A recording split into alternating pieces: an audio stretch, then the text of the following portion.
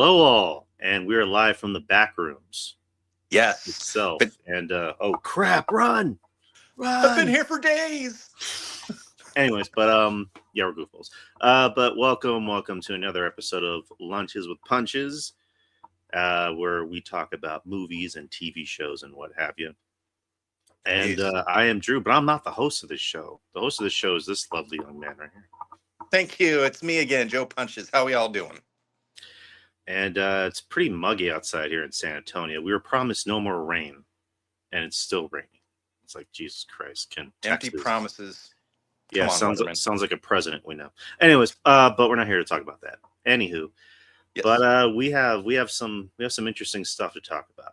If you're watching on the YouTube chat, if you're watching on, or not the YouTube chat, the YouTube channel, if you're watching on Twitter, if you're watching on the Facebook page, we saw some things.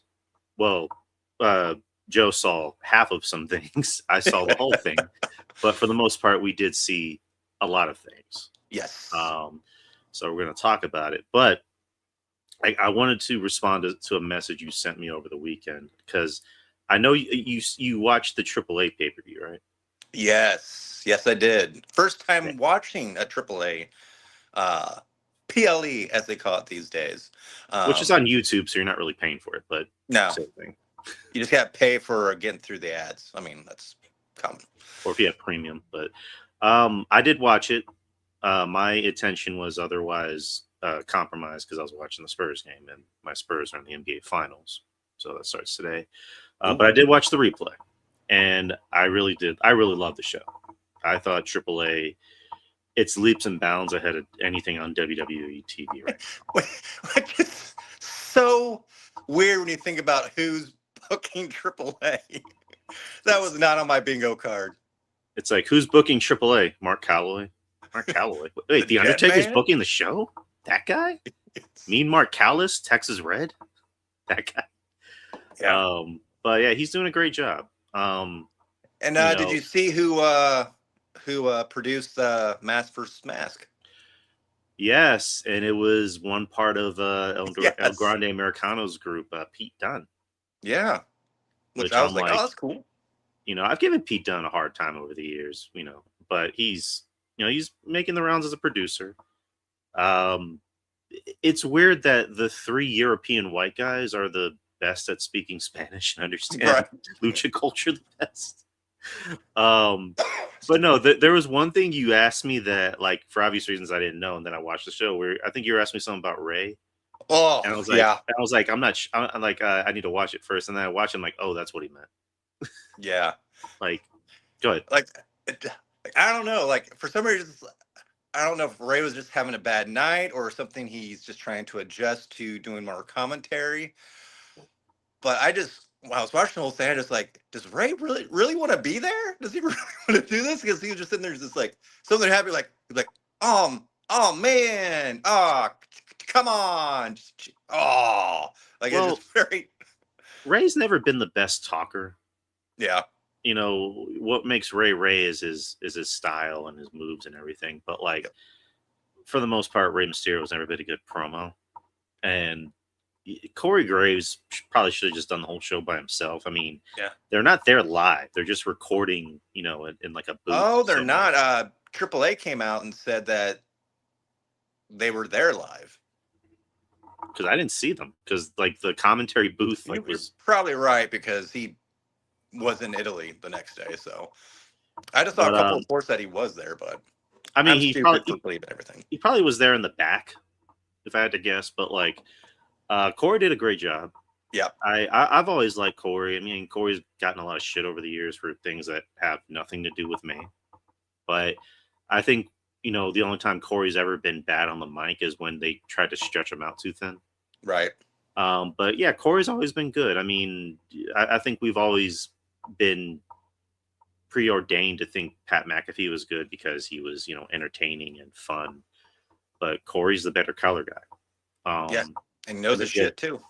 Right. And then JBL's not as good as he was, say, maybe 15, 20 years ago, but he's still entertaining.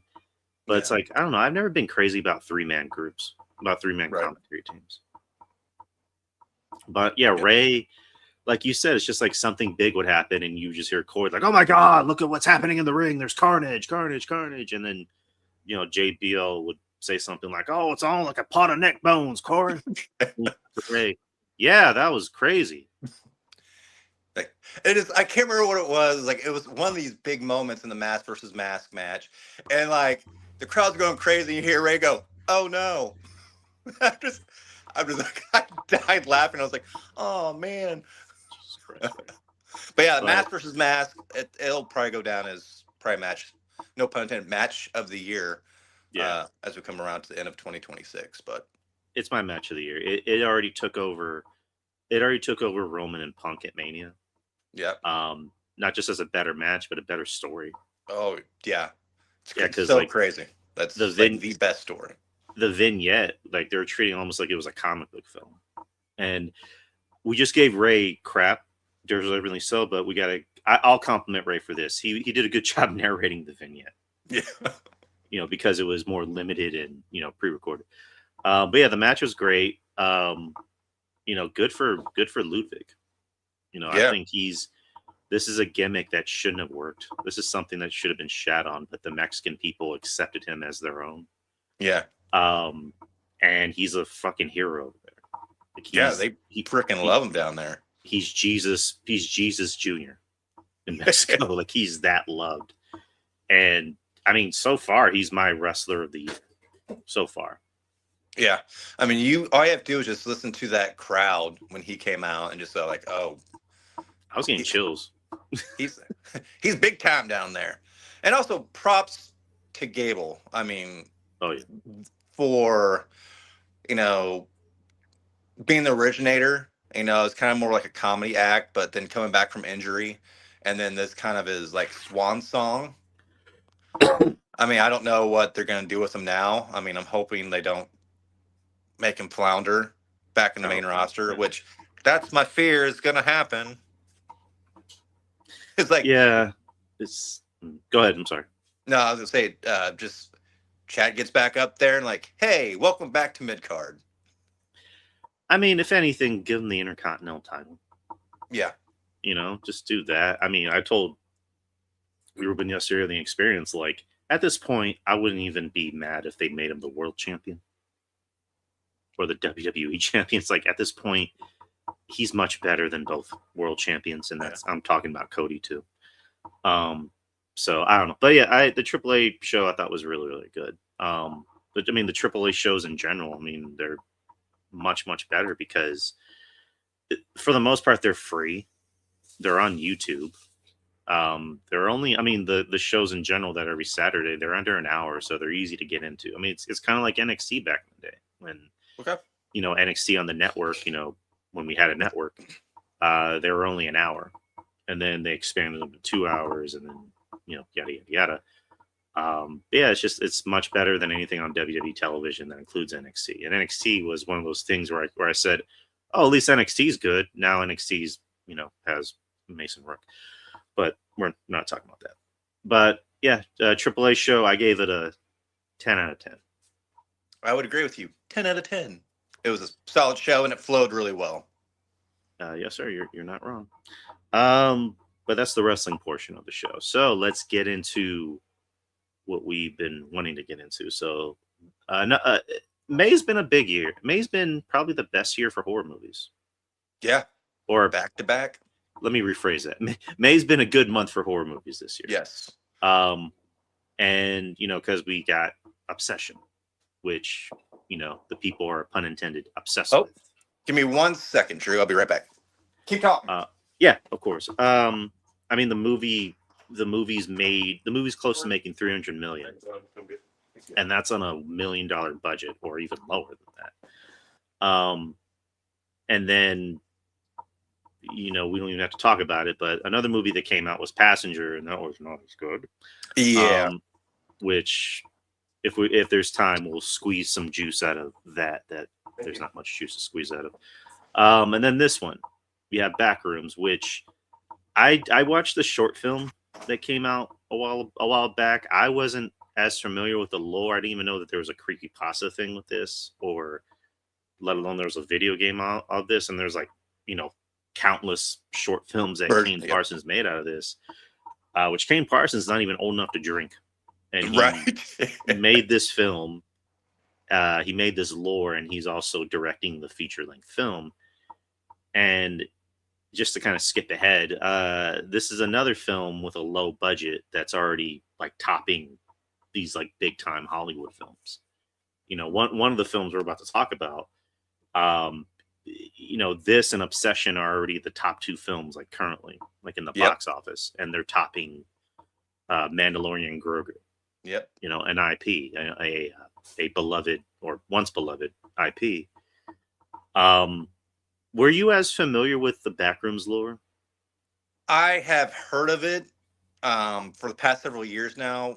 One reason, of course, my daughter's in the age range where she's on YouTube, heard about Backrooms, has friends who's talked to her about Backrooms, and they've got various video games, whether it's on somebody's created on Fortnite or Roblox, that, you know, my daughter's talked about, that they got like a Backrooms. So she knows a lot more about it than I did. I just knew of it being talked about in the background, how it was like a 4chan, kind of like little creepypasta type show where, you know, you get trapped in the back rooms and you can't get out and you got scary shit coming after you. Yeah, I mean, I used to be into creepypasta back in the day, but you know, Backrooms never really jumped at me. It was more like the other things where it's just like, do you know why Rugrats ended? It's because of this. It's Rugrats is based on this. Or Hey Arnold was based on a guy that did this. I'm like, this is stupid, but continue. But yeah, Backrooms was literally something I found out about, I think like probably 2 years ago. And then I saw the short film. I'm like, well, that was freaky and weird. I want to see where this goes. Yeah, Backrooms came out last week, and it's already, again, along with Obsession, it's already taken over. And now there's a Backrooms 2 coming out. Yes. Which, I mean, this is the kind of shit people want to see. I mean, people, it's not so much people are tired. I mean, I guess depending on who you ask, people are tired of IPs, but people just want something new. Want shit to look less schlocky. They want shit to look more, not necessarily realistic, but practical. Yeah. To where it looks like you're not just staring at a green screen the whole time. Like you want good acting, you want interesting stories, especially out of your horror. So especially out of your horror. And, you know, Obsession and Backrooms are kind of leading things where it's just like a lot of these big Hollywood studio people, you know, they're probably going to get the wrong message as to how you do this and not just like, right. Where they're probably now going to look for every single content creator going like, ooh, we can squeeze every nickel and dime out of this person with their idea. Let's try to capitalize on that. And then all of a sudden we got all these things that, you know, are trying to piggyback off of Obsession and off of Backrooms. And all of a sudden we're going to start getting, not so great. Yeah, it's more so the indie studios that do it the right way, you know. Yep. And I'm probably gonna go a little deeper and beyond horror movies. It's like A24, you know, gives a lot of first time directors chances, and it usually pays off. And this is kind of non-horror related. Last year, you know, a movie that kind of squeaked into my top 10 was a movie called Sorry Baby.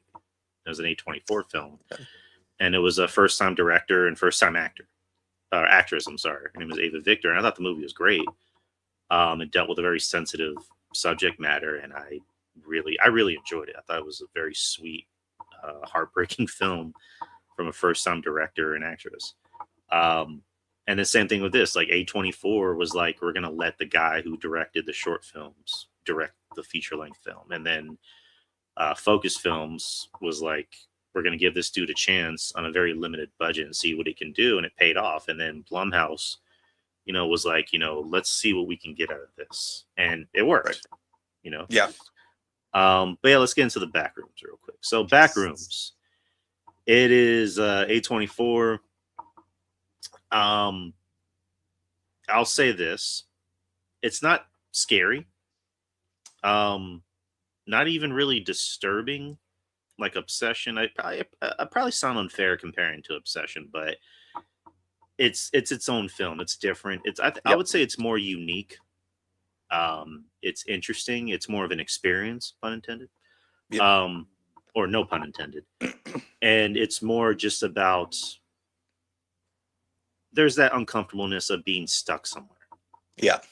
You know, you have Chiwetel Ejiofor, who's a great actor in general. He's kind of Mr. Reliable in Hollywood, where it's just like, oh, the movie's not that great, but he's good. He's good in this film. In this case, the movie was good, but I'll get to, I don't think we're going to spoil anything because it's kind of a hard film to spoil. Yeah, it is. Because if I tried to explain to people, they're like, wait, what? But he basically plays this down on his luck guy who just got out of he was on a divorce, or he's currently in a divorce, and he's selling furniture at this furniture place that doesn't even really sell that well. And living in a furniture store. Pretty much. And the film's set in the 90s, and you can tell by his like really like corny ass commercials where he's a pirate. And the shit furniture, I'm sitting there like I was like, I recognize this shit furniture from when I grew up in the early 90s. Yeah, like I think 1990s, the year it was based, which I love because everything did look from that time period. Yeah, it's just like, and that's kind of the one of the big things I appreciate about the film is that it didn't try to hammer home nostalgia the way a lot of other films do with nostalgia, where they're like, hey, you remember this song? You remember this movie? You remember this fad that was only big in the 90s? They were just like, yeah, it's set in the 90s, but we're going to give you nostalgia that doesn't feel like we're just throwing you right in your face. It's like, hey, I remember these commercials. You know, I remember that wallpaper. You know, the Backrooms itself, like it has that piss green yellow wallpaper that you would see at like the doctor's office or in school. And I think that's kind of where the horror is, where you're like, oh God, that color. Oh, it's like I'm reliving third grade history again. And so, but yeah, he's really good. But yeah, he ends up finding like this, I guess, other dimension,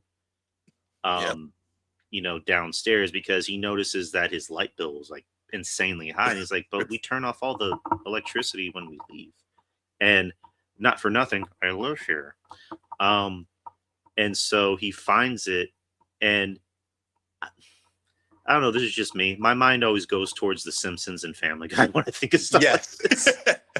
The episode where Homer finds another dimension, and then the 3D dimension. Yes, they do the Tron reference where it's like, has anyone ever seen the movie Tron? No. Or Peter going to the Beyond section of Bed Bath and Beyond. Oh, there's those coffee mugs. Hey, what's up, Chris Matthews? How you Hello, Mr. Chris. But nonetheless, and he says, I need to see this. Well, we need to see you, Chris. But yeah, he ends up finding this dimension and finds all this like shitty furniture that's even shittier than the furniture he sells.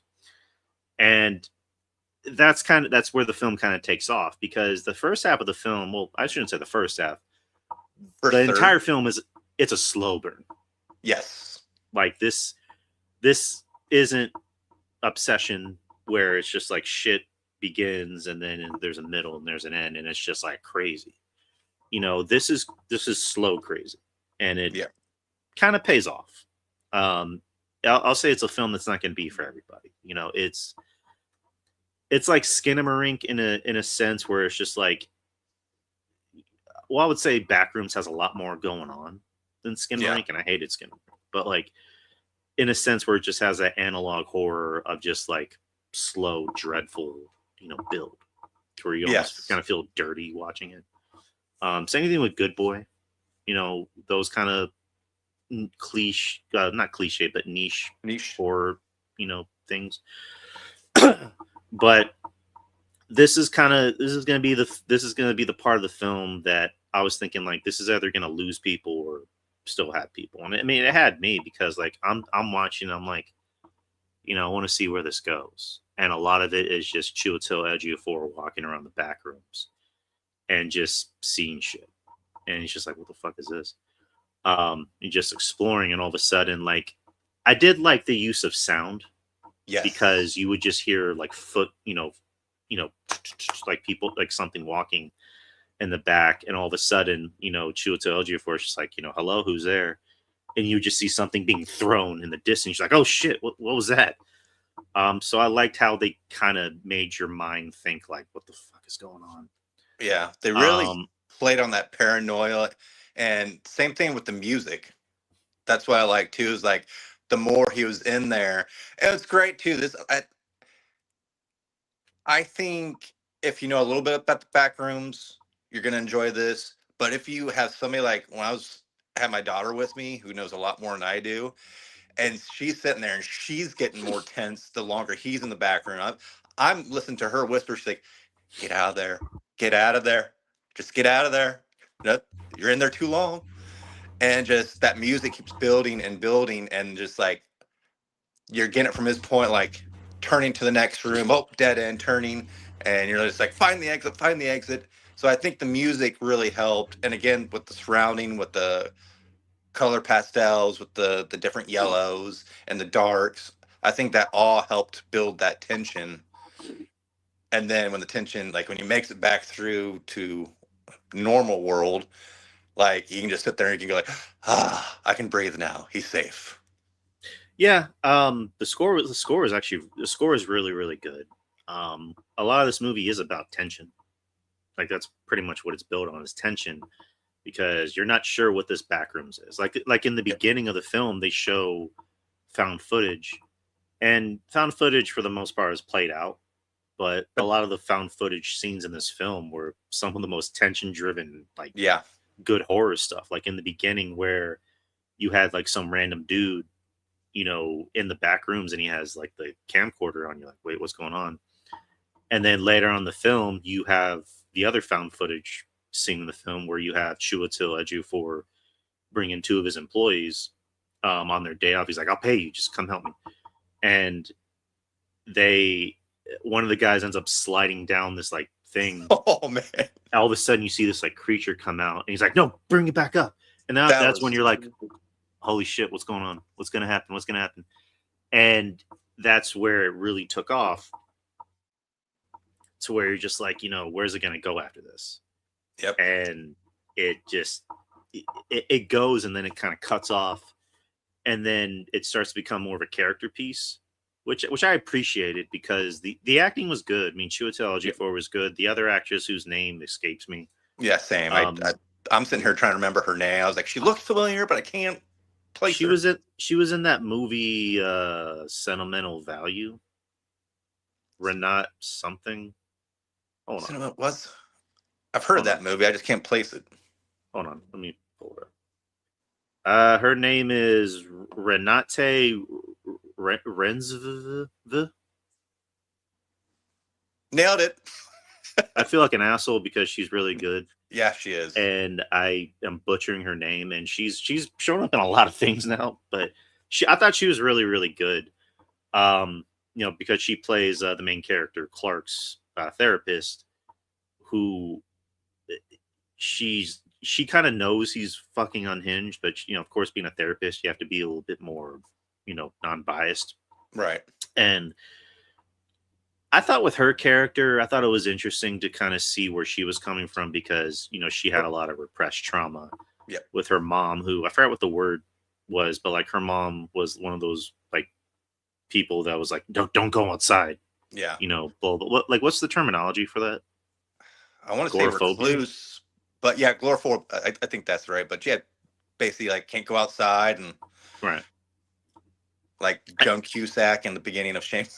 Right. Like anyone in the chat, if you know what that term is, please let us know. But yeah, I did like her backstory. I did think maybe there were one too many flashbacks. Right. I didn't hate it, but I thought maybe there were one too many. And it kind of slowed down the pace of we just got this high of that big horror scene, and now we kind of simmered down to character studies, and I'm fine with that. I like character pieces, but I thought maybe it slowed down the pace just a tad.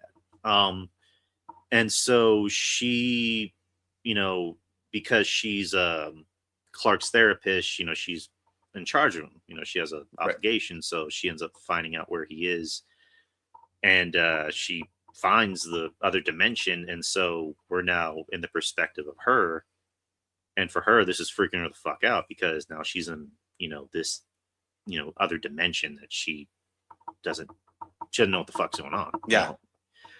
And eventually she finds Clark, and then Clark kind of takes her out of the equation. Well, he like sedates her.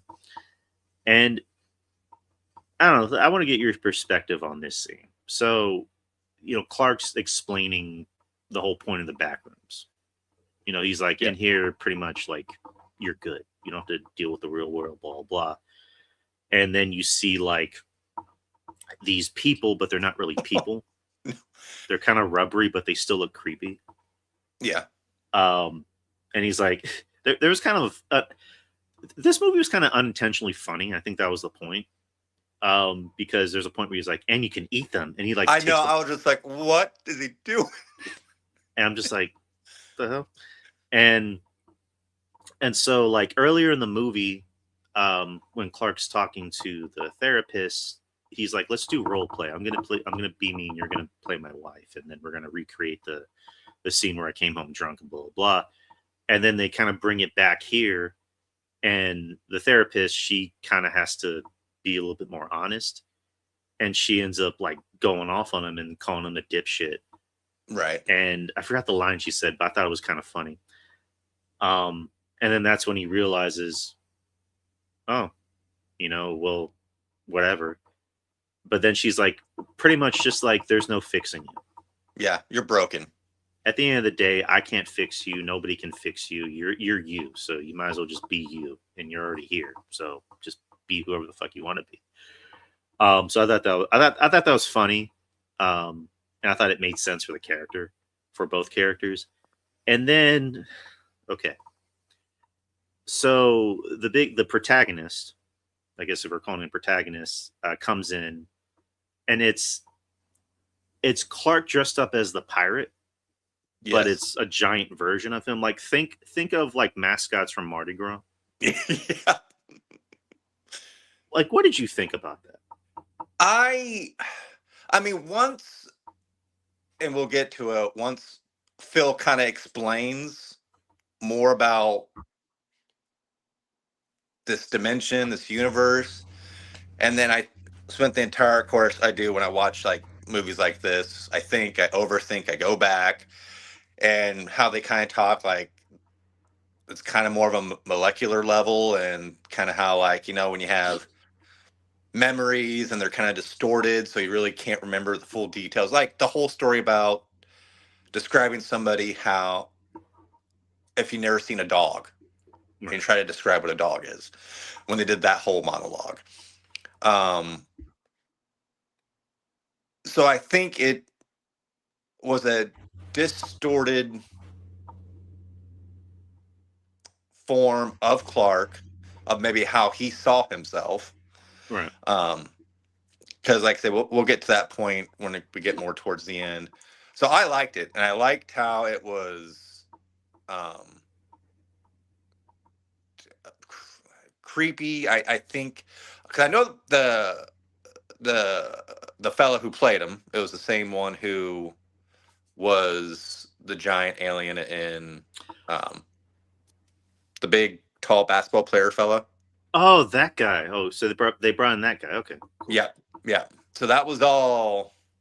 Now I'm sure they probably used a little bit of CGI on that, but like the actual felt, I mean, all that was real, physical, which I loved. I was like, oh, that is some messed up looking dude. But from what I got on that particular scene, because they really didn't explain a lot of it, which I'm glad, but I got the assumption, again, this is me assuming, so we know how that can end up. Right. But the lady with the red hair, I assumed that was his wife. Yeah, I thought so too.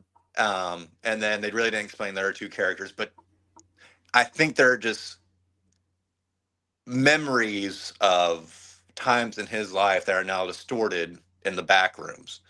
Like I said, I'm not sure about the guy in the wheelchair or the overweight fella that he tore the belly open and looked like mashed potatoes, which I was like, I was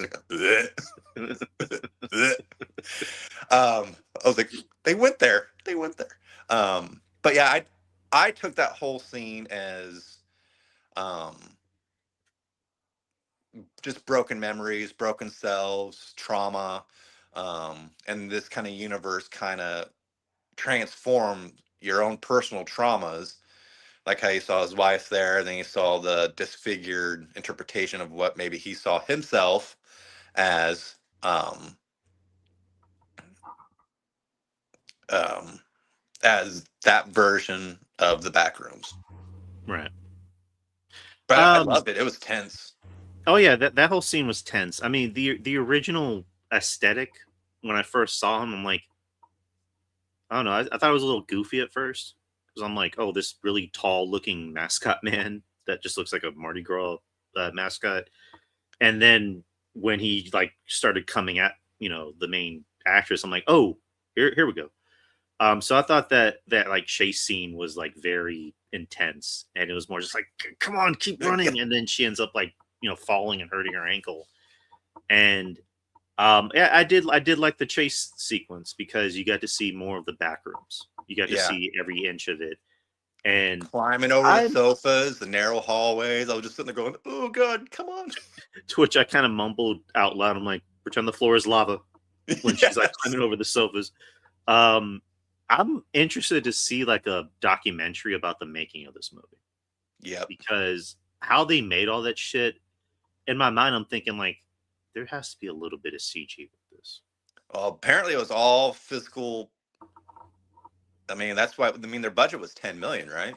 Yeah, 10 million. Like, geez, like Which I mean, that's build some gorgeous. crappy furniture and some.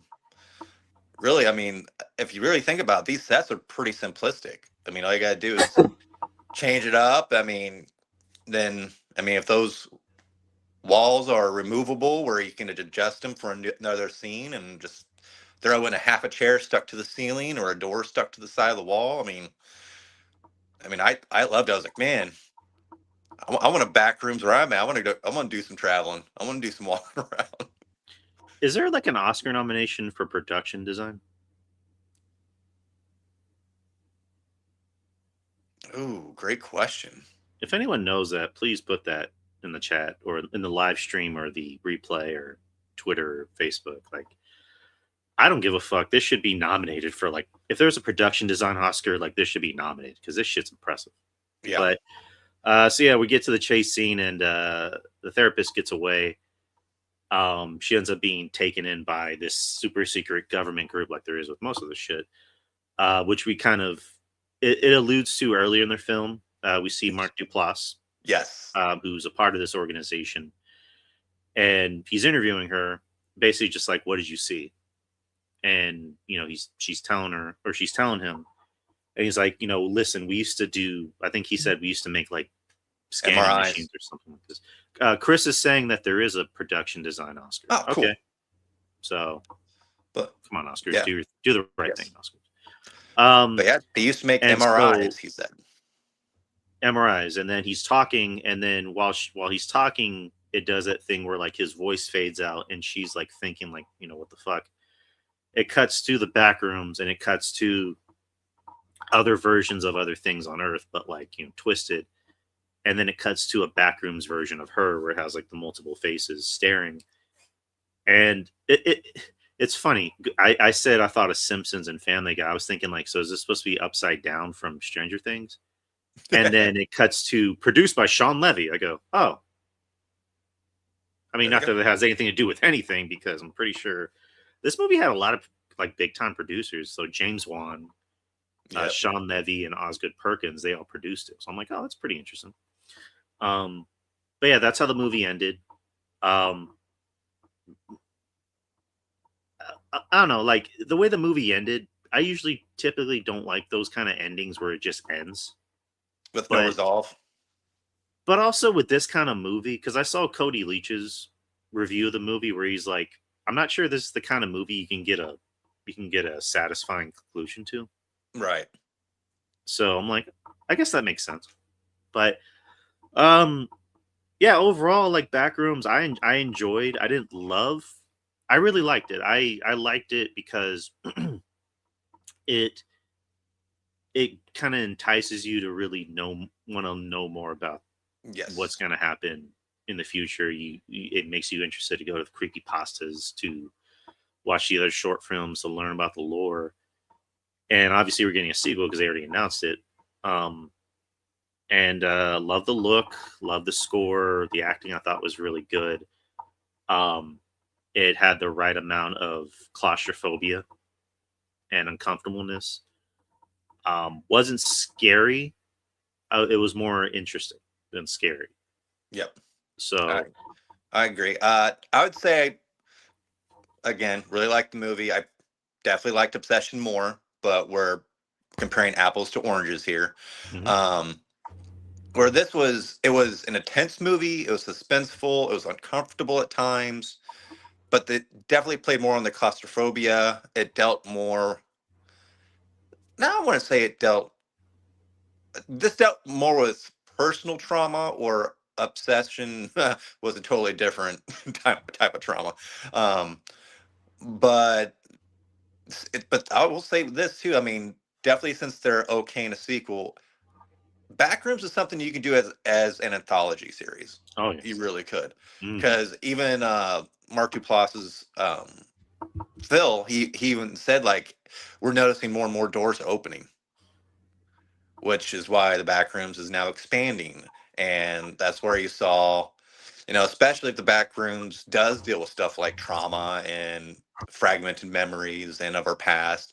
That's why when they do that kind of fade out and she's thinking, you start seeing more. You saw her office, you saw her house growing up, you saw a fragmented version of her.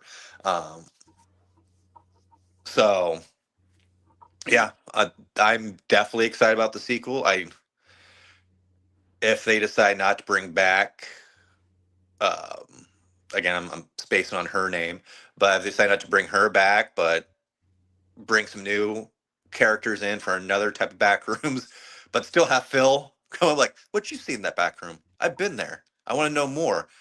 Where's the end? Where's the beginning?" So, I mean, there's a lot of lore, and again, I mean, this comes to 4K. I'm going to get it, and I'm going to go straight to the bonus features and just see I like I need more to figure out what was going through Parsons' head as he was making this film. yeah, I'd like I said, I definitely want to see like a documentary on how you film this. Um, to going back to what you said, we definitely need more horror anthology series. We don't need any more sequels. Uh we don't need 40-year-old Nikki coming back for an obsession sequel 20 years later to fight Bear or whatever, like what they did in fucking Halloween. Like, no. Like, I understand the tricky thing about anthology series. I mean, I think it's a little bit more acceptable nowadays because fans want more original ideas like us. Yep. Because they try to do it with Halloween. Where they did Season of the Witch, which I haven't seen, but they did that with Season of the Witch, and the fans hated it because it's like, this isn't Halloween. Right. And then years later, it got accepted. Yeah. Um, and same thing with Scream. Like, Scream should have been an anthology series. Final Destination did the smart route and did an anthology series. Yep. And, the most recent one that came out was fucking Good. great.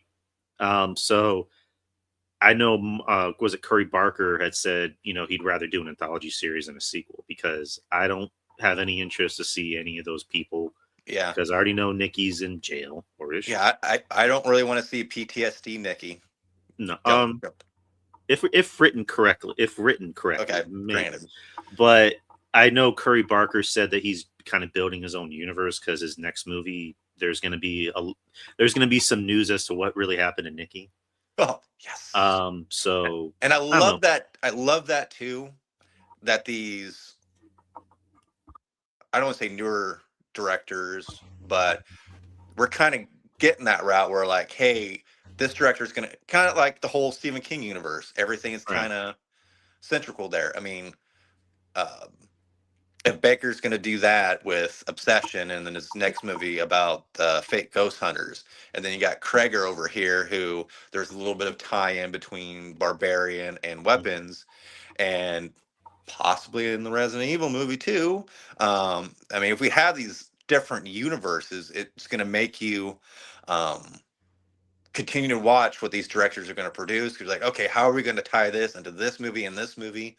So it's exciting. I mean, I like shit like that. I kind of nerd out, going, "Ooh, how are these connected?" Yeah, same. I love that. I I'm I really do like the fact that these new horror guys are building their own little universe, and it's working. Yep. With Zach Kreger, Barbarian and Weapons, and then I don't know if Resident Evil will do that because it's an IP, but I mean it could. Yeah. I mean you can see like I'm not saying Leon Kennedy's in this movie. I'm just saying Leon Kennedy could look at a newspaper, and it's for like this old lady is causing trouble in this town. It's a picture of Aunt Gladys. I'm like, Well, it's just like how many kids was it? Like 17 kids found ever been missing for several days. Just something simple like that. it's like Leon Kennedy taking on Aunt Gladys. Sign me the fuck up. Oh Um, shit. that'd be dope. I don't know. I'm writing too many good ideas for Hollywood. Um, come on, Zach. Come on, Zach. Pay me. But yeah, more anthology series needed, please. Like sequels, I get it because Hollywood's a business, and if your It's thing their makes money money, machines. but it's just like I think Hollywood needs to kind of realize that we need more fresh ideas to kind of get butts and seats because the top two films in the world right now, or I guess in America, or maybe the world, I don't know, are independently made films that were made for $10 million or below. Chris said they could easily do an anthology series in the One Wish Willow Company. Yeah, Yes, they can. Yeah. you know, without really kind of delving too deep into it, like deep enough, but not to the point where we have to know like how the sausage is made. Right. Just little tidbits, Yeah. you know, because I like the fact we're going back to Obsession, where we hear little things and then after the movie's done we realize, wait, is that what that really meant? Right. Is that why Nikki put in her 2 weeks because she wanted to get away from Ian? um it's just, again, my TikTok feed is always like flooded with obsession theories, and some of them are Right. interesting, some of them are people that with a lot of time on their hands. Yeah. And now Backrooms. So, but overall, Backrooms, I gave it a B. I gave it a solid B. Yeah. I gave it 8 out of 10. Definitely Yeah. go watch it. Go watch it in theaters, especially again the tension when it came to lighting, sound. I loved the the music that played, especially when it came to the Backrooms part of the movie, because it got more intense, more intense, more intense. So you're sitting there and you were like, I found myself holding my breath, going, "Oh God, what's around the next corner?" So I would definitely suggest seeing this movie theater. I'm definitely going to buy it when it comes out, Yeah. just so give me that lore. Because I can see them throwing that into the 4K and even Blu-ray. Like, oh, you're buying Backrooms? Well, here's the short movie. Here's the short films along with it. So that way you get more of the backstory to the Backrooms. Exactly. So let's move on. So shall we talk about Mando and Grogu or Spider-Noir? Well, let's go ahead. Since we're talking about box office and how um, Backrooms and Obsession are number one, number two, let's go Mandu and Grogu, because everybody who's very anti Star Wars right now is, it stinks too, because they're Right. trying to put so much bad light on the Star Wars properties. Now, granted, a lot of Star Wars has been shit the past decade, um, but to try to fuel this fire, and Grand Obsession and Backrooms deserve the props, they deserve the praise, but use it as a catalyst to bash the shit out of Star Wars, I don't think is necessarily fair for Obsession and Backrooms. If you got your Star Wars hate, leave it with that. Don't include great movies just because you're not a Star Wars fan anymore. Right. But I saw Mando and Grogu and I loved it. Mhm. So it was fun. And sometimes it's good to have a fun fucking movie. And My thing is could this have been season 4 of The Mandalorian? Yes, it could Mhm. have. Because it's definitely felt like 2 or 3 episodes. Right. Um, I mean, just like I've heard on our friends Spitball Media and seen around on TikTok. I mean, do we really need Sigourney Weaver's character in it? No, not really. Do we need Jeremy Allen White as a Hutt? No, not really. Um, but it made it fun. It made it fun, and I left the theater, and I was happy with what I saw. And if I Yeah. can leave a theater happy, no complaints from me. Yeah. I mean, when it comes to Star Wars, I'm partial. Like I like Star Wars is more the missus. That's her thing. Um, I'm just partial to it. So when I watch a lot of these things, and like I haven't watched the shows. I mean, I watched the first 2 seasons of Mandalorian, and I enjoyed it. Because I think with anything, and I said this about Marvel and DC, where it's just like do different shit. Yeah, Not everything. I get it; it's a connected universe, but you don't always need to hammer it home that it's a connected universe. yep, And the one thing I've always noticed about Star Wars is that it's a galaxy far, far away, but it feels more like a neighborhood yeah, because all we can talk about is the Skywalkers and the Force and Darth Vader, blah blah blah. And it's like, isn't there other shit happening in other galaxies? Like, is there like yeah, a exactly. galaxy where it's like not as where like they don't really give a fuck about the Skywalkers? So Right. that's what I kind of liked about the first 2 seasons of Mandalorian Grogu is that it felt like or not Mandalorian Grogu, but Mandalorian is that it felt like a gritty western, Yes. you know. Um, and I didn't see season 3, but I heard season 3 was cacos. It was Um, very mid to not great. and haven't watched Andor yet. I know, I'm sorry, I'll watch it, but I heard nothing but good things about it because it doesn't feel like a Star Wars show. It feels like, it almost Political feels like thriller. like what's the movie?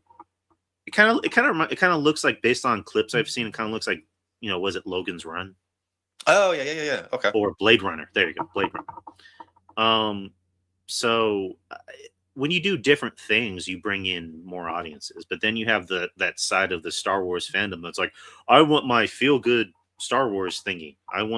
You know, I want C3PO. I want blah blah blah. And it's like that's fine, but it's like at the end of the day, it's just you need to do different shit. You can't be stuck in the Yeah. same rut. That's what Marvel was doing for a short period after the blip. Is that they were trying to attract more kids and do family friendly stuff and do bad comedy and blah blah blah. And now they're like, hey, there's a lot of characters in the MCU that are not family friendly. So how's about we do that? Yeah. How's about we do a movie about depression, Thunderbolts? How's about we go back to Hell's Kitchen? How's about we bring in the Punisher? How's about we do a show about Wonder Man, which is not really a superhero show, but a character study?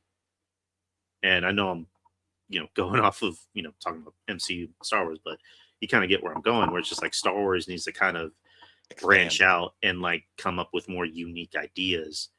Um, I heard Skeleton Crew was decent. I heard. I never. Yeah, I never got around to see it, but heard same thing. It's a decent show. I know the Acolyte was, um, and that got universally shit on, which I'm not going to touch that with a 10-foot pole. And then there's the new one with Ryan Gosling, which we obviously haven't seen a trailer for, but it's Ryan Gosling, so where can we go wrong with that? Right. But yeah, Star Wars needs to just get away from the Skywalker shit. Don't do any more episode 10, 11, 12, 13, 14, 15, 16 of whatever, and just write good, interesting stories. Yeah. So just to kind of go with Mandalorian Grogu, just to kind of go back to what you were saying, could this have easily been another season? Yeah, but I'm fine with it being a movie.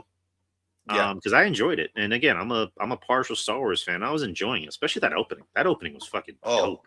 Yeah. Yeah. Just Mandalorian coming in and just wasting dudes. No mercy. It was great. It's like, are we sure this is a PG-13 Star Wars film? Because this seems kind of violent, and I was enjoying it. Of course, Pedro's back, and I did like. I like the fact that he didn't take his helmet off for the whole movie except for like one scene, and they brought up the whole thing about like nobody takes their helmet off, But it's just like in Mandalorian, he was always taking his helmet off, and then they finally brought up the whole thing of like, I can't take my helmet off to my enemies because after that I need to kill you. Yep. And he does that. I'm like, okay, that's pretty boss. Yeah. And yeah, just everything like Sigourney Weaver. I think she was just there because they wanted Sigourney Weaver in a Star Wars film. Yeah. And I love Sigourney Weaver. Alien is one of my favorite horror films. And Sigourney Weaver in a Star Wars thing is just one of those things. Where just like, hey, we have Sigourney Weaver. Exactly. What she needed, it's a name to put on top of the title on the movie poster. right? And the same thing with Jeremy Allen White as Jabba the Hutt, or as a Hutt, where it's just like, I mean, his character in the movie I thought was good. I like the fact that it wasn't just a one and done thing. Like they actually made him an integral part of the story. But it was one of those things where it's just like, hey, we have the guy from The Bear playing a Hutt. It's yeah. Like, okay. Which I read in interviews, like he did it as he didn't think it was going to be like a big part. He may have, don't quote me on this, but I could have swore he said something in an interview. He was like, yeah, I kind of forgot about this. I mean, it makes sense because the dude's like pretty busy. So I like the idea of Jeremy Allen White just seeing that movie and going, oh yeah, I did that. I had a few lines. I mean, what is this? like he's in the middle of playing Bruce Springsteen. He's like, I did what? Oh, right. Okay, cool. Which I did like. Again, I've been a big fan of Star Wars since I was like crawling, but I don't know the whole backstory because I know a lot of the Mandalorian involves stuff from like the Clone Wars and stuff like that. Not to geek out for you non-Star Wars fans, but I know there's a lot of lore that if you really don't know, then you're not really going to get like the significance of Jabba the Hutt's son and the other guy, the big blue guy that was with Mando. I can't remember his name, but I guess he's in Clone Wars quite a bit. But I did like that story. Like, hey, I don't want to be my father who's, was hated and they cheered him when he died. He's like, I want to be cheered when I'm alive.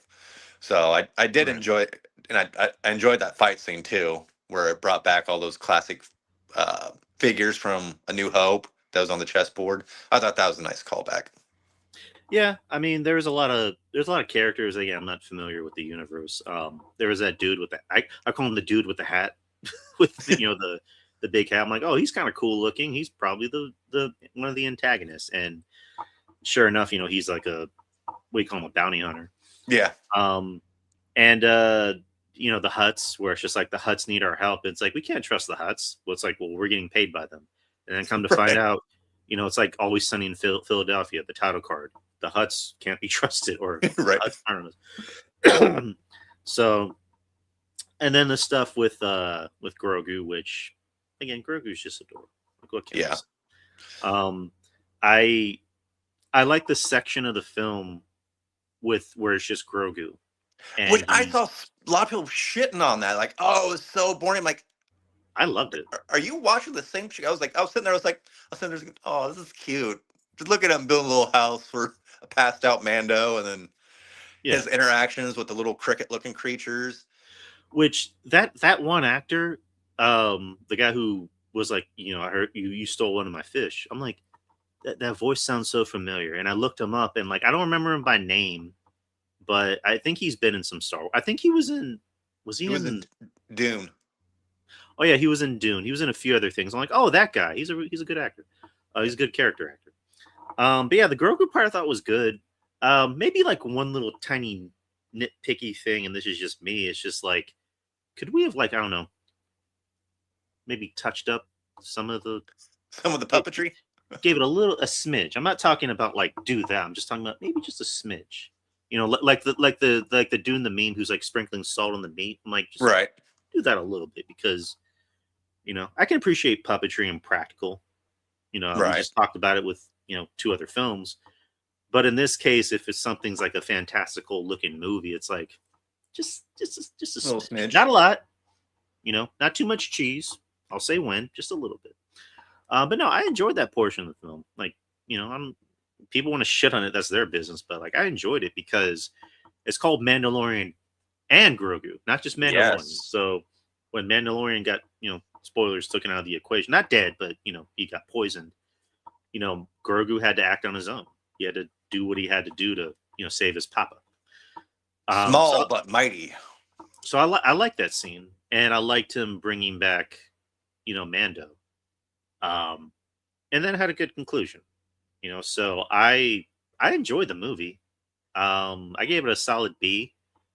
Yep. Was it perfect? No, but it's just like if we're talking about Star Wars properties, people love Rogue One. They swear and die. They swear by that film. I can see why. But yeah, it's just like if you're gonna make more Star Wars stuff, make stuff like this. Yes. Where it seems more original and innovative, and it's its own thing. It doesn't have to harp on nostalgia, which in this case, yeah, it brought up the Hutts, but like that made sense because it's just like how rarely do they talk about the Hutts, and every other thing it's always about Skywalker this, Skywalker that, Darth Vader this, Darth Vader that. So. Yeah, which I think, I mean, this is the last, or I would say last of Pedro Pascal being Mando, right? I mean, I don't think he signed on to doing any more Star Wars.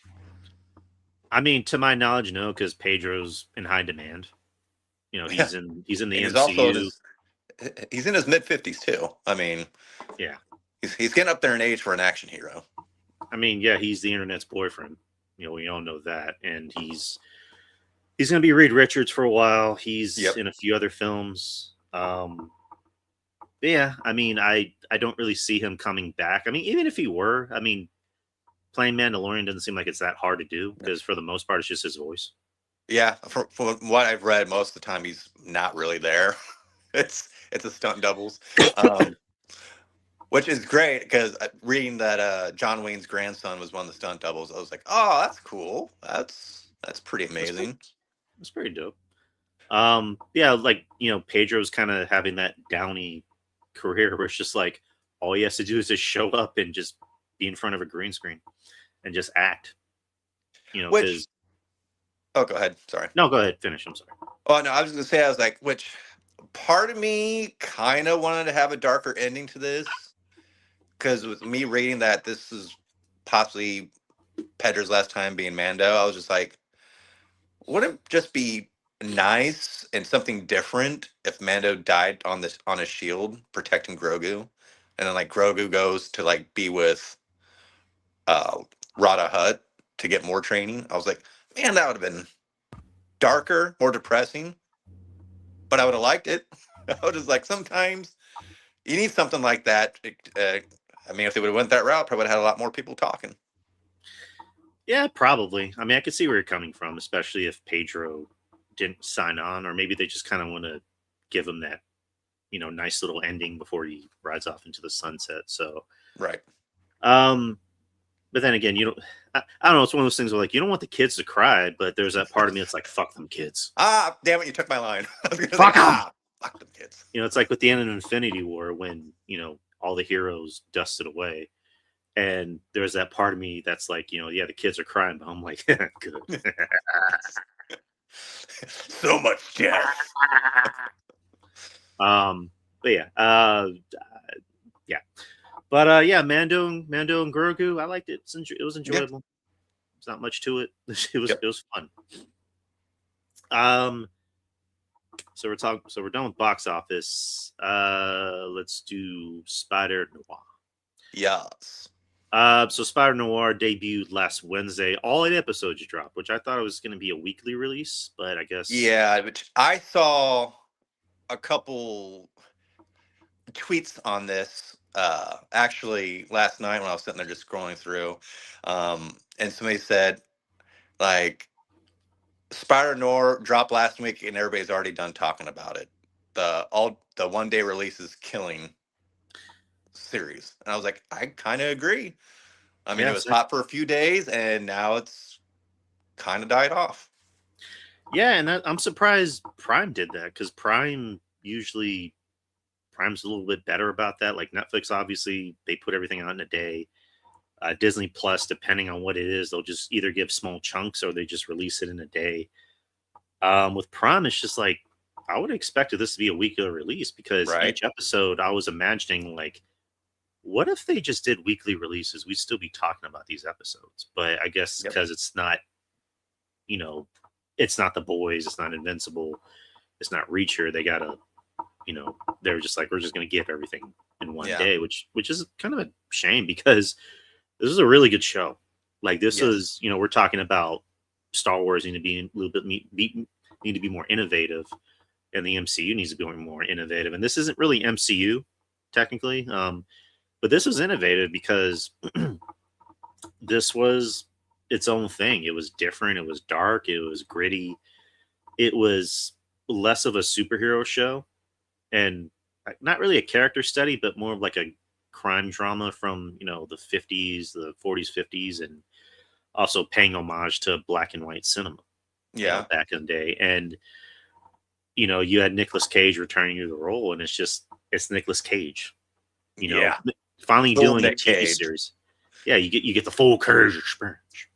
And Nicolas Cage finally doing a TV series. You know, who for years always swayed off TV. You know, he got offered Breaking Bad, and he turned that down. Ooh, could you? Oh man, that would have been so crazy. Yeah, he offered that, and then he said his son showed him an episode of Breaking Bad, and he was just enthralled by it. And he was just like, man, like, but I also think for him, it's just like there's no one else that would have been able to do that but Bryan Cranston. And he got offered The Sopranos, and he turned that down, which I don't know which part that would have been. I can't imagine it would have been Gandolfini, but for him, it's just like, you know, I don't think against TV. I'm just I'm a movie star. I do movies. To which now he got offered a role, you know, which is a role that he already played, which he wanted to do. And for him, it's just like, I want to get people, you know, to kind of appreciate, you know, the cinema from back in the day. And this show does a lot. It does a great job at paying homage to those kind of movies. It doesn't try to it doesn't try to make it into a parody where it's just guys, you know, talking and saying like, man, like doing all that. Even though Nick Cage did turn up a little bit when he's sitting there and doing like a play up, especially was like interrogating like the police officers or other people throughout the series. But like he'll turn up, he'll get a little bit of Bogart in there or Gagney, and like, Sheen, what are you doing? You got a bullet in your ass. Which I think that was kind of the point, is for him to just be, you know, Nicolas Cage. But like, I really like this show. I mean, I know you said you only saw 3 episodes, but it gets 3 episodes left. Oh, 3 episodes left. So episode 5 you just saw. Yes. Okay. I would say the first episode was a slow burn. Yep. And then, you know, 2 is really starts to take off. And this isn't your friendly neighborhood Spider-Man. No. This isn't even Peter Parker, technically. And it's a gritty crime drama. Like, this isn't a Spider-Man that, you know, is going out of his way to save people, but he saves them because, you know, whether he wants to admit it or not, he's a good person. He wants to help. Yeah. I do think what really does make the show is the supporting actors, because if it was just Nick Cage being Nick Cage, it wouldn't have worked as well. You know, you have Brendan Gleeson, who's a established, you know, actor, finally doing a comic book thing, and he's playing Silvermane, which is not the robotic version of it that we saw in like the comics or the small baby in the animated series. It's more of a crime boss, who I kind of compared to D'Onofrio's Kingpin. And with him, anytime he was on screen, it was always fun. Not so much fun, but he was just great in any scene he came in. He kind of elevated other people around him, even Nick Cage, because there was almost like this sophistication to him. And it's interesting because he got to speak in his natural accent, which is, you know, he's an Irish actor. And like, you know, anytime he would speak to someone, it's like, I know you're going to kill him, but I want to see where this goes. And like, they're just having a drink and talking. Right. And I thought he was great. I've always thought Brendan Gleeson was great, but I thought he was especially great in this. Lamorne Morris, who's known for doing, you know, comedy. He was in The New Girl. Yes. I know he's in Fargo, which I didn't see Fargo, but I heard good things about it. He was Robbie Robertson, and I thought he was great in this because he just has that cool factor to him. Like he just seems like a good dude, and he's the guy that elevates Ben. You know, when Yep. Ben is down on himself. Yeah, And they played really well back and forth.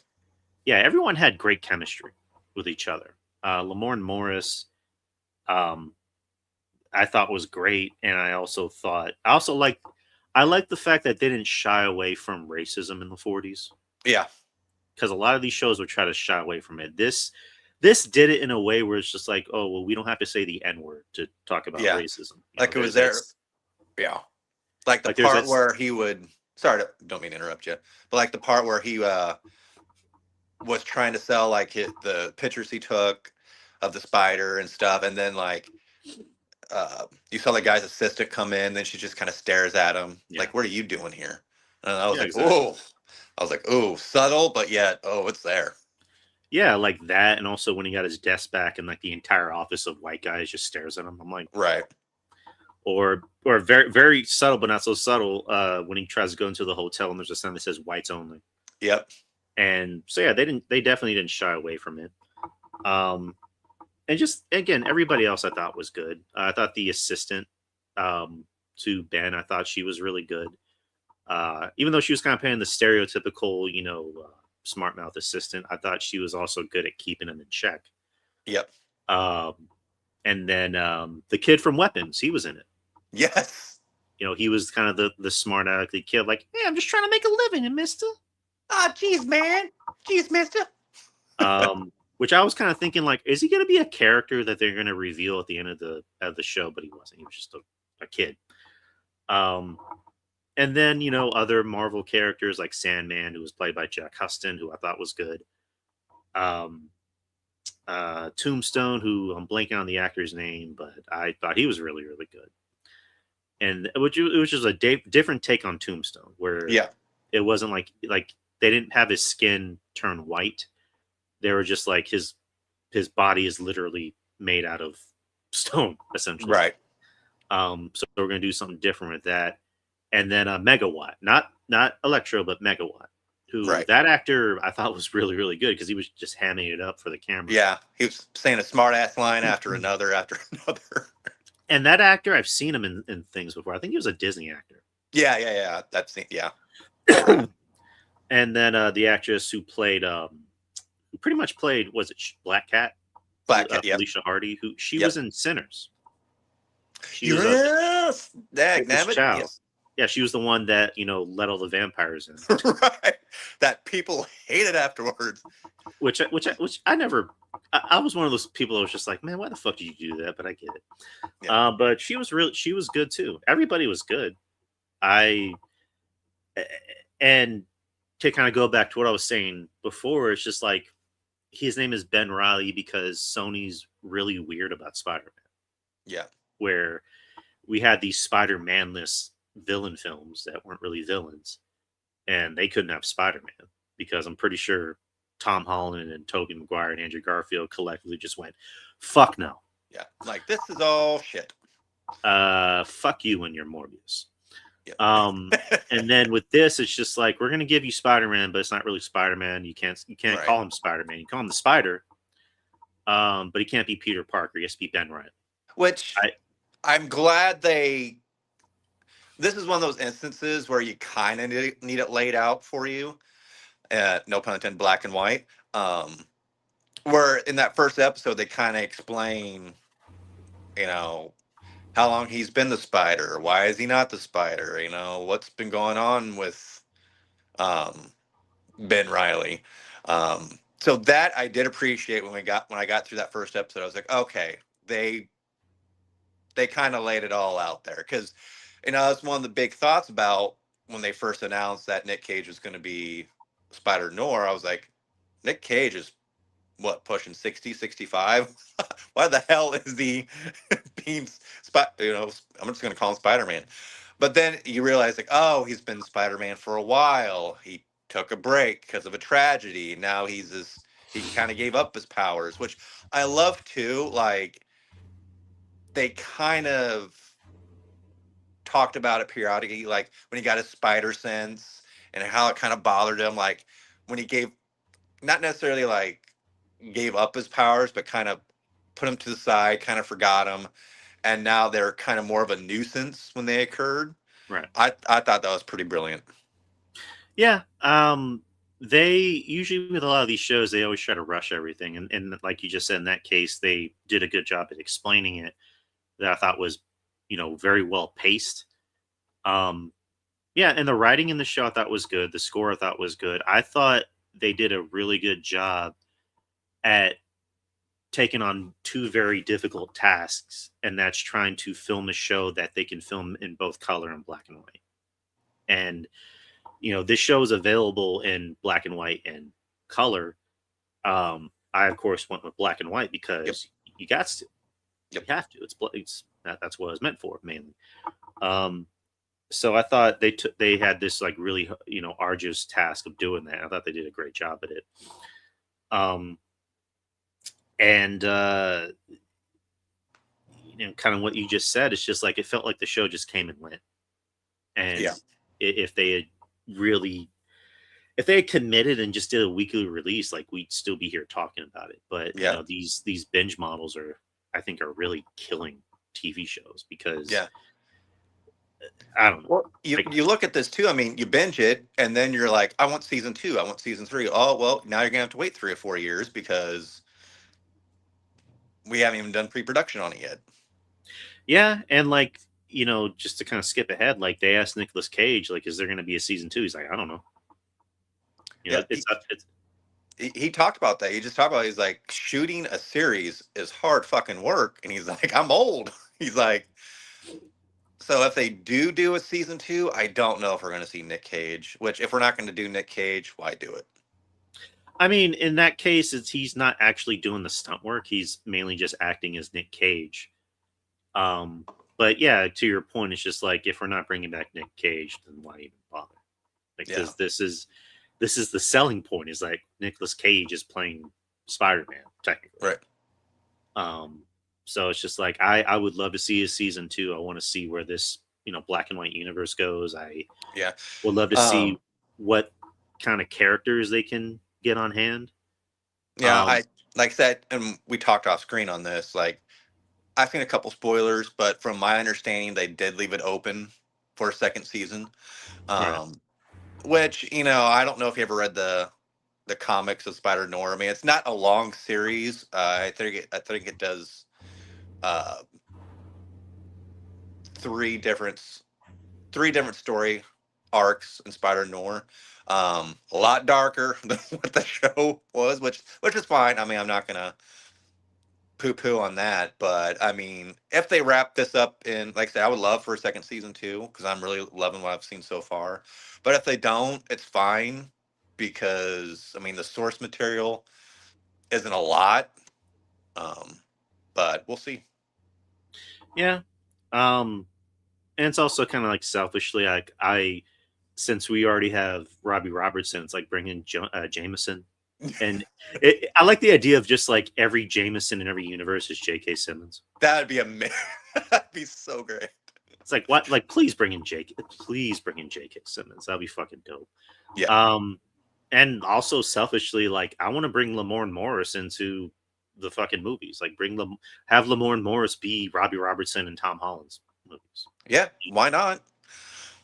You can do it since there's a multiverse now and different Spider-Mans, and you can have the same. I mean, technically, J. Jonah Jameson, we've had 2 versions of him in the Spider-Verse, so we're gonna have 2 Robbie Robertsons. Yeah, so why not? But like you, I would love to see a season 2, but from the way it sounds, I don't think there will be. Right. And if there's gonna be, it needs to kind of happen sooner rather than later because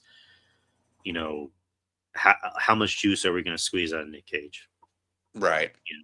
But and Nick Cage is the type of guy is like, it's either gonna be a yes for him or a no. There's no in between. No matter how much money you throw at him, if it's a no, it's gonna be a no.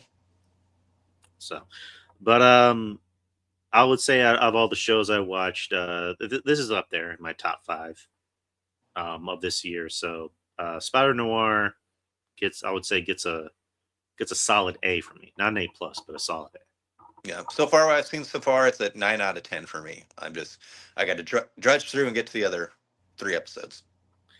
All right, so that's the big stuff we're going to talk about. Do you have time to talk about some little stuff?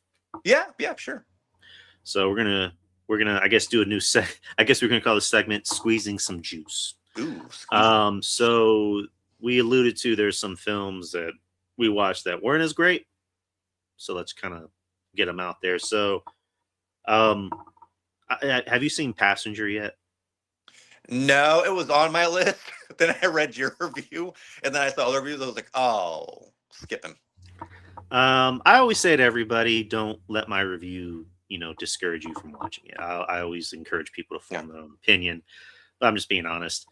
So Passenger came out the week after Obsession, and maybe it's unfair for me to, rate both because, you just brought up, why rate Obsession and Backrooms as apples to oranges. In this case with Passenger, it's like leaving a really ripe banana in the sun. Ooh, joy. Like that's how bad it was. Yeah, Passenger, if anyone doesn't know, I mean, if anyone's been to the movies, there's that trailer for those two guys that are driving in the car and they get attacked by something. Yep. And that trailer always throws me off because I'm like, is this like a commercial for a car? Right. Like it's a really short film. And I'll just spoilers for everybody. That entire sequence in the trailer, that is literally the opening of the movie. Wow. Just that short film, which all in all, this should have been a short film. That whole sequence should have just been a short film at festivals, and it would have, gotten everybody riled up. But after that short film, which was to me the best, that's probably the only part of the movie that was worth a damn. After that ended, that's when it kind of downhill from there. Oh shit, I just spit. Which that's how that movie makes you feel after spit. Yeah, the movie's not good. It's not good. It's very generic. It's very by the numbers. Jump scare heavy. Villain that's just goofy as fuck. It kind of looks like a filler episode of Supernatural almost. I think this was an episode of Supernatural. Oh, like episode 1 of Supernatural? No, I'm not even going to give it that. I'm not even going to give it that much praise. But no, I'm saying like I'm pretty sure this was one of many episodes of Supernatural where Sam and Dean were like, "Hey, Sammy, we have to find some thing." Oh, that's a bad Dean impression, by the way. But I'm pretty sure this was an episode of Supernatural, but which is not as good. But anywho, it's not good. It's not good at all. So streaming it is. Yeah, watch it on streaming. Stream it and maybe cut off at a certain point. But Melissa Leo comes out and she's a good actress. She's fine, but then they kind of do something with her where it's just like, well, what the fuck was the point of that? The actors aren't bad. I can't really tell you what their names are. I know one of them was in Bad Boys. He played Will Smith's illegitimate son, which I'm like, oh, that's where I know him from. And then the other actress, I don't know her at all. I thought she was Georgia. Georgia. What's her name?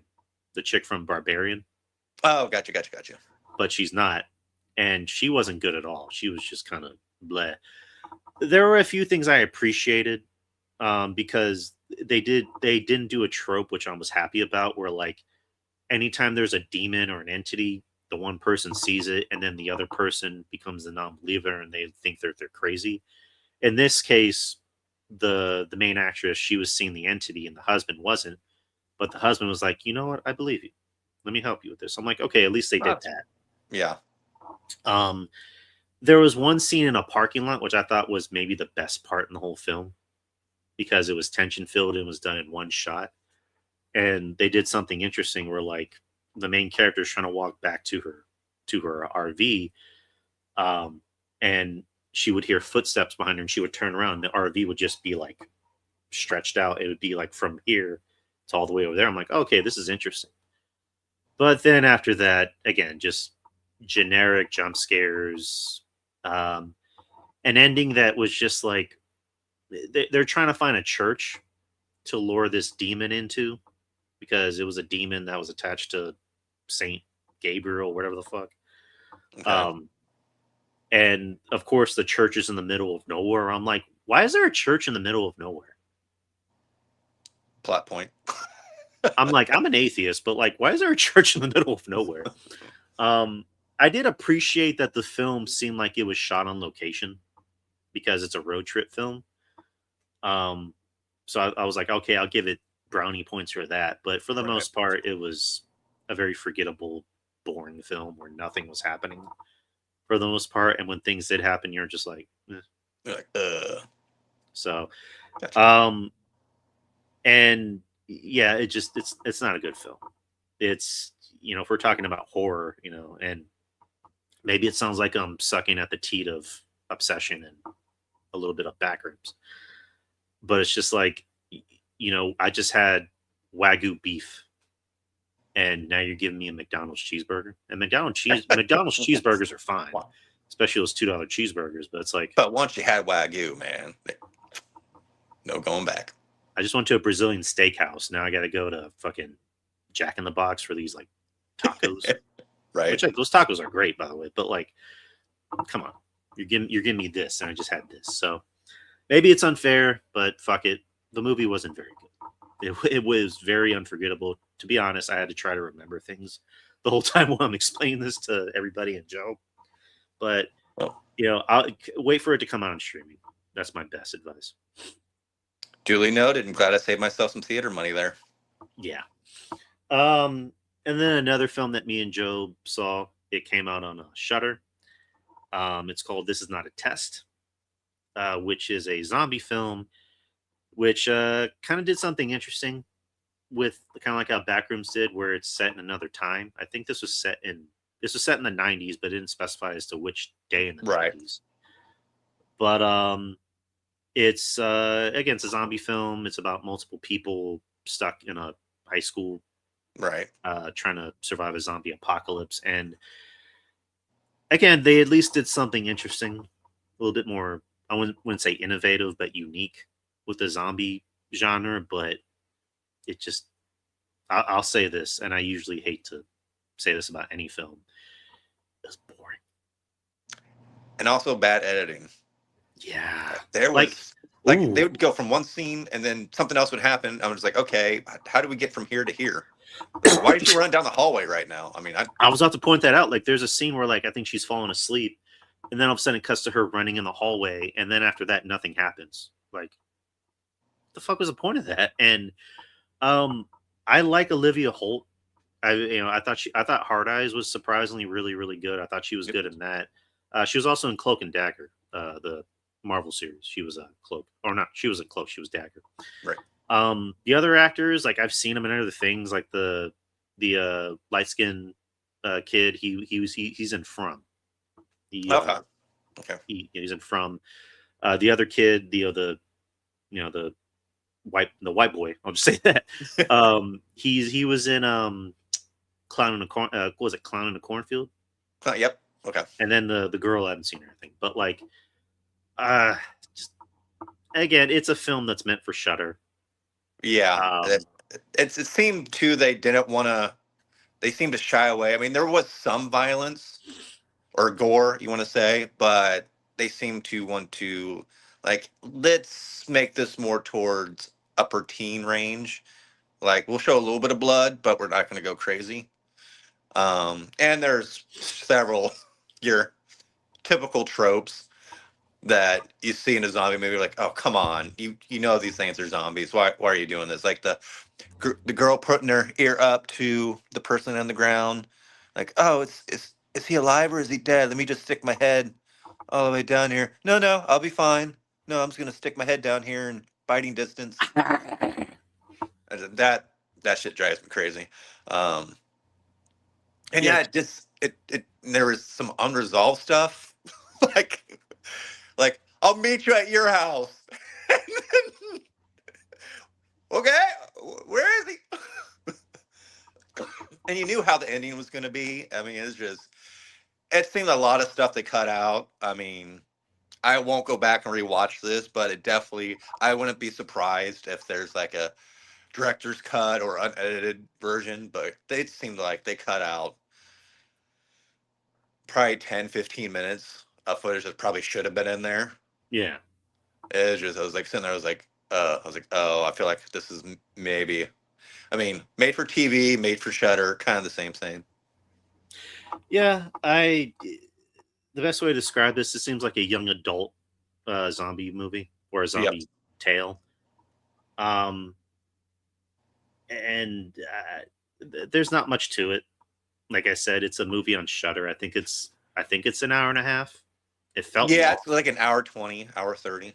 but it felt longer, and that was the problem. It's just like it was badly paced. A lot of talking. A lot of talking, like John would say, talky talk. And just, again, we want to see different things, but at the same time, it's just like, can we like get some nuance? Can we get like movies that it doesn't feel like people are just talking and saying a bunch of things where it doesn't really feel like they're really saying much? And you want to know the point where I knew it was going to go downhill from here, and it was towards the beginning of the film, where you had the, when they first all kind of meet up, and then you had the jock, like, we're going to do this, and then the mom comes in, you think you're in charge? I was sitting there, I was like, this is going to get any better from this point on. That was an awkward scene. That was so fucking awkward, because he's like trying to be all tough, and she's like, you don't talk to me like that. Yeah, I'm the mother. I'm like, and then just a random sex scene later in the movie with like the jock kid and the like, who they put in quarantine because he got bit. You know what sounds good right now? Bucket. Dick. like what's her name just walks in. She almost looks like she's horrified. She's like, and then like you said, badly edited. It cuts to them just like zooming in on them, zipping up their pants. It's like, that was just random and weird. Yeah. So I don't fucking know. And then the scene, like you said, with the girl getting bit, and then she eventually dies, and the brother like blames the main chick. I'm like, how was it her fault? Yeah. She didn't even do anything. Like, she literally had nothing to do with that. So yeah, it's just it wasn't a very good film. It's on Shudder. If you have that, if you have AMC Plus, it's a movie meant for Shudder. That's the best. Something you can put on in the background while you're cooking your non-Wagyu steak. So it kills time, but it's gonna kill your interest as well. Yeah. But those are some shit that we watched, and it's definitely shit. We watched some really good shit, and we watched some not some good shit. We watched good shit, and then just shit. But yeah, I think that's pretty much everything, unless there's anything you want to bring up. Thing, which I was not prepared for. Of course, we've seen the trailer, but they did the red band trailer for Evil Dead Burn before Backrooms, and I'm like, oh no. And I look over at my daughter, and her face just her mouth goes more open and open. I was like, look away. I was like, this is one movie I'm not taking you to. And she's like, yeah. She's like, that's gonna have a lot of gore. I'm like, yep. And then they showed a full trailer for, well, I guess it wasn't really a full trailer, but for Eli Roth Ice Cream Man, which I don't have high hopes for. I was just thinking it's gonna be one of those gore fest movies just to have gore, but that's just my opinion. I mean, prove me wrong, Eli. Prove me wrong. We saw the trailer for that, and again, I look over. I'm just like, we're not watching that one. Yeah, Eli Roth. He I think I see him and I see Kevin Smith in a sense where it's like, I'd rather just talk to them. They seem like good dudes that clearly have a vast knowledge of shit. Right. Their movies just aren't particularly great, with the exception of a few. But yeah, Evil Dead Burns. It's going to be a wild ride. They did put out some trailers, which you don't have to like go too much into, but they put out a trailer for season 2 of X-Men 97. I'm excited. Which we got Apocalypse, so we're ready for that. And then the trailer ends on that ever famous comic of Wolverine going. We're back, baby. Which, speaking of Wolverine, they showed 8 minutes of footage for the Wolverine game, which available for pre-orders. Yes, I got the notification last night, actually. Which I'm debating on either pre-ordering on my PlayStation or getting the physical copy from. I'd say go physical copy that route. Yeah, like I appreciate physical copies more because like, you know, physical media is kind of a dying thing. But then with like ordering on PlayStation, you can just pre-order it, and then like the day it comes out, it can just like download into your system automatically. You can just play it right then and there. You know, I don't know, but I'm still thinking about it. But man, oh man, I'm excited for that. I'm just gonna say it. That seeing Wolverine just killing everybody and just slicing everybody to bits. Just, you know, apparently there's an option in that game to turn down the violence for any squeamish players. Turn it up. Turn it the fuck up. That's the Wolverine we want, dude. Yes. And then we get some X-Men characters. We get Jean Grey. We get Mystique. We get Sabretooth. So, I mean, what else is there to say? That game looks dope. I can't wait to play it. That's probably going to be the only game I'm pre-ordering this year. Right. I mean, that God of War spinoff looks pretty cool. Yeah. I really love the past two God of War games. Sames. We got our girl Karen Page back, and she's playing. Who is it? Laufey. Yeah, I pronounced her name wrong, but Kratos' dead wife. Yeah, and you know, there was a clip that somebody put up where they go, "Now I see why Kratos fell in love with her. She's just like fucking up, you know, right. Demons or whatever." So I might just get that. I don't know if I'll pre-order it, but I'll get it.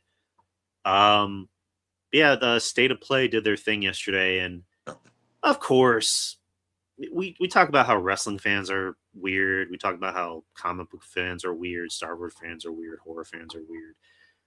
Video game fans are weird too. Have to kind of take the cake because it's like you see one woman in a video game, and all of a sudden it's like woke.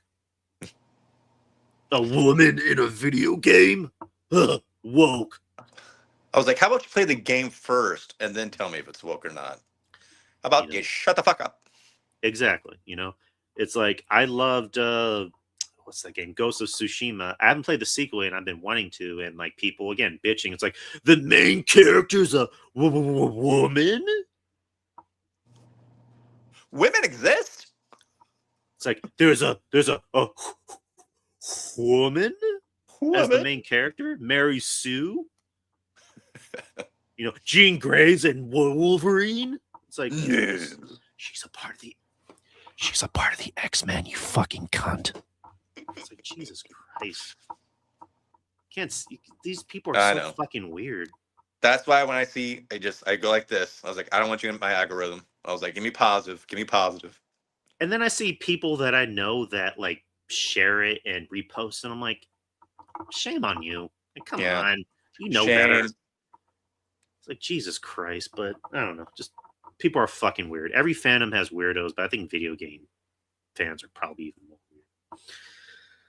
weird. But I think that just about ends it. That's a good way to end the show. Great episode. Great episode. If you're listening on the YouTube channel, make sure you subscribe. You get shows like this, Lunches with Punches. You also get the experience, which we did one yesterday. So check that out. You get Friendly Neighborhood Marks with me and RJ with Brooklyn Savage. Metal Drive Hoops is currently on hiatus because my friend is currently out of the country, so we can't really record any episodes at the moment. But listen to the old episodes. And also all the episodes that I just or all the shows I just mentioned on the Experience channel, they're on Spotify. So go look them up if you like listening to podcasts still. Listen, download, like, share, comment, all that good stuff.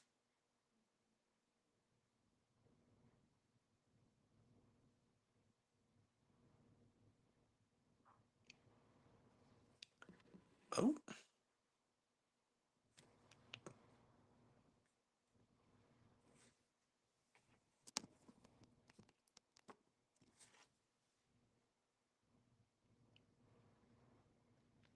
Been a jolly good show, guys.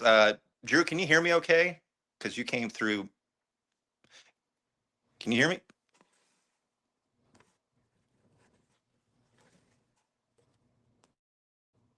Hello.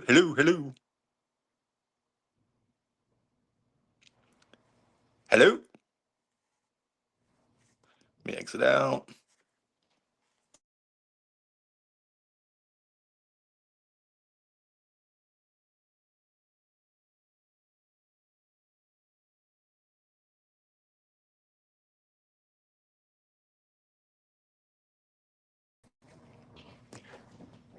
Hello, hello?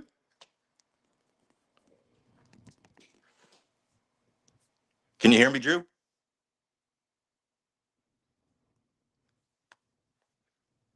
I can't hear anything.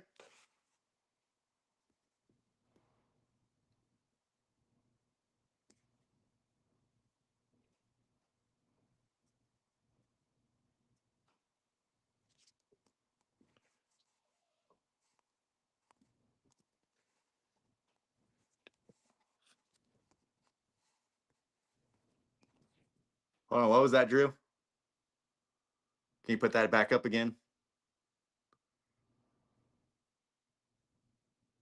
Oh, plug yourself. I can do that. I can say words.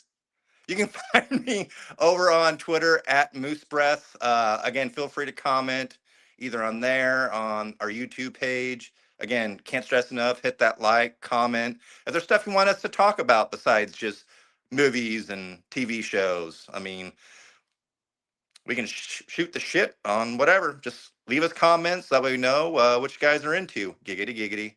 Thank you all for tuning in.